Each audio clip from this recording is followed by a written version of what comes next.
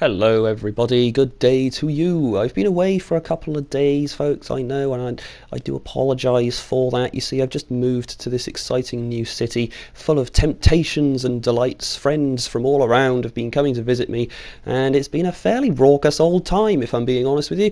In other words, as far as my other responsibilities go, I have delved too greedily and too deep. Your love of the halfling's leaf has clearly slowed your mind.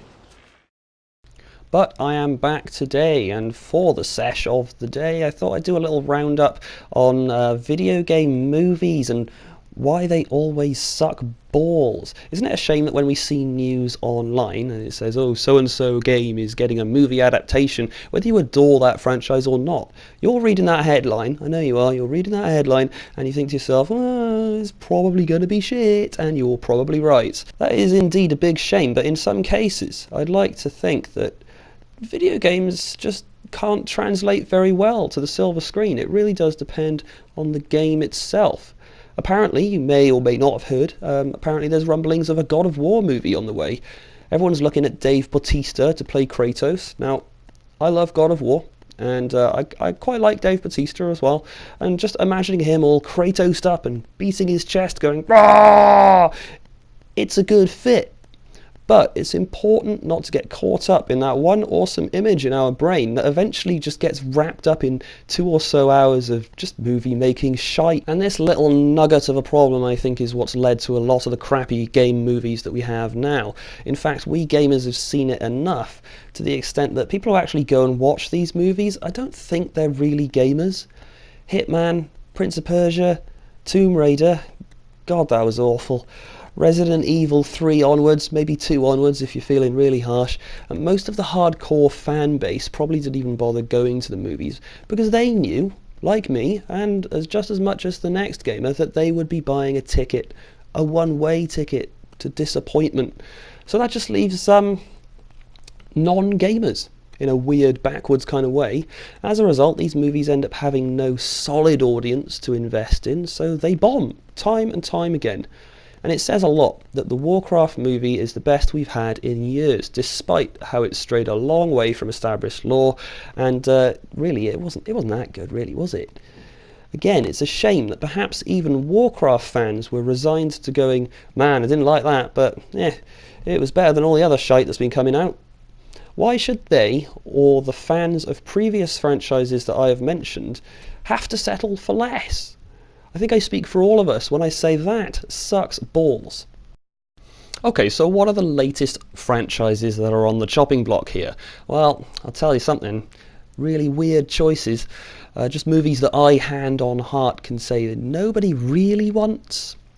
Child of Light and The Werewolf Within, both from Ubisoft, are getting movie adaptations.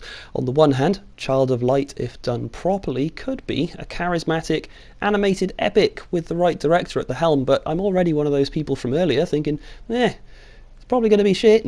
And The Werewolf Within is a glorified and static whodunit VR game that you've probably never played, let alone heard of.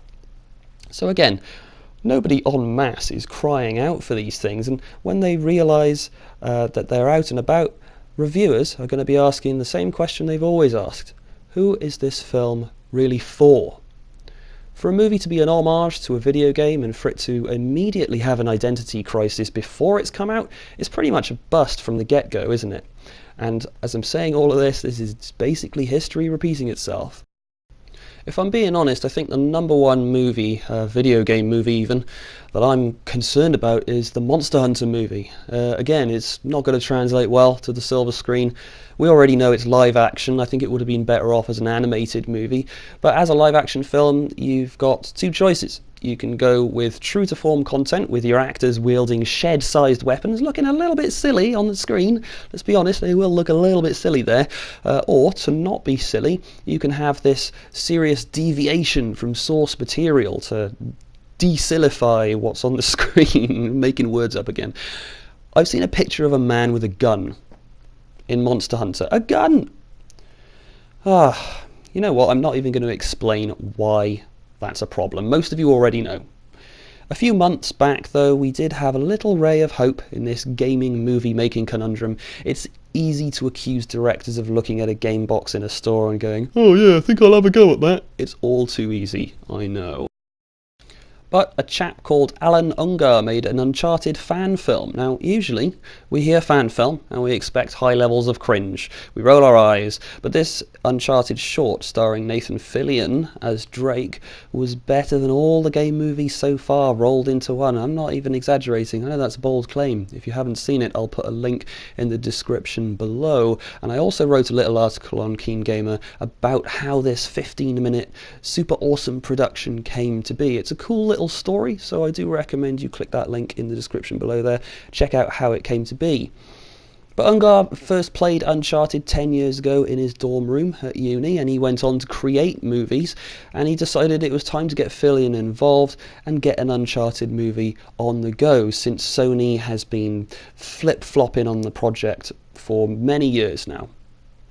The short masterpiece, which as I say is going to be in the description below there if you want to check it out in case you've been living in a cave and you've not seen it yet, it was shot in just 5 days. Every little behavioural tick that Fillion does is a carbon copy of Nathan Drake's movements from the game. Very, very subtle, but fans recognise it in a heartbeat. And it's that extra layer of love and passion in making a production that a lot of other game movies, they're just missing.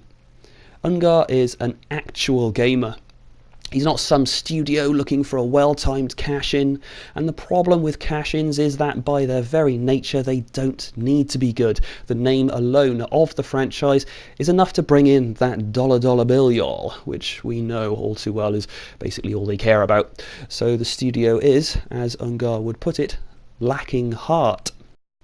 On that note, consider your game sesh delivered. A vast majority of you, I'm sure, are not living in a cave, so that means you've probably seen this mock-up of Henry Cavill as Geralt by now. Same red lights are flashing in my mind, but let me know what you think in the comments. If there's enough interest in it, I'll do a video on that too. But just very quickly, to me, I know he's supposed to be a younger Geralt, but he's just too clean. A Witcher is supposed to be well-travelled, unwashed and intimidating. I mean, Geralt chops off heads for fun, but this mock-up makes Cavill look like a woodland elf. Yeesh. Anyway, I hope you enjoyed the video, guys. Be sure to subscribe if you did. I hope to see you all again on the next Game Sesh. This is Nick for the Game Sesh, signing out for now. Until next time, guys, peace.